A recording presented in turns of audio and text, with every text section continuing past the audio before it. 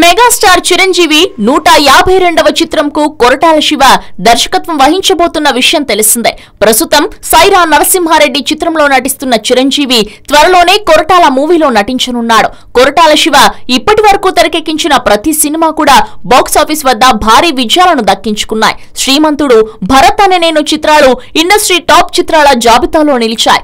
అంతటి విజయాలను దక్కించుకున్న కొరటాల శివ దర్శకత్వంలో మూవీ అనగానే మెగా ఫ్యాన్స్ అంచనాలు భారీగా పెట్టుకున్నారు.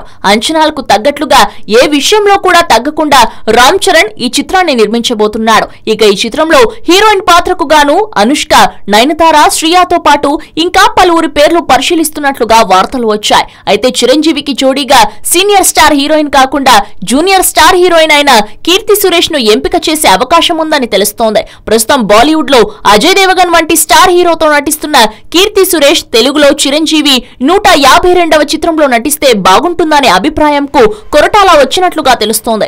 కీర్తి సురేష్ వయసు రీత్యా చూసుకుంటే మాత్రం చిరంజీవికి జోడీగా ఏమాత్రం బాగుండదనే అభిప్రాయంను కూడా కొందరు వ్యక్తం చేస్తున్నారు. అయితే చిరు 152వ చిత్రంలో కీర్తి ఉందా లేదా అనే విషయంపై క్లారిటీ రావాల్సి ఉంది. ఇప్పటి వరకు ఈ చిత్రం గురించి ఎన్నో వార్తలు వచ్చాయి, పోయాయి. మరి ఈ వార్తలో నిజమెంతుందో అనేది అధికారిక ప్రకటన వస్తే కానీ తెలియదు. హలో, మిమ్మల్నే ఫిలిం సెలబ్రిటీస్ రియల్ స్టోరీస్ ఏంటో తెలుసుకోవాలనుందా? లేటెస్ట్ గా రిలీజ్ అయ్యే మూవీ రివ్యూస్ నేను చెప్తే వినాలనుందా? ఇంకెందుకు ఆలస్యం, యోయో టీవీని సబ్స్క్రైబ్ చేసుకోండి. అలాగే మర్చిపోకుండా యోయో టీవీ యాప్ ని కూడా డౌన్లోడ్ చేసుకోండి.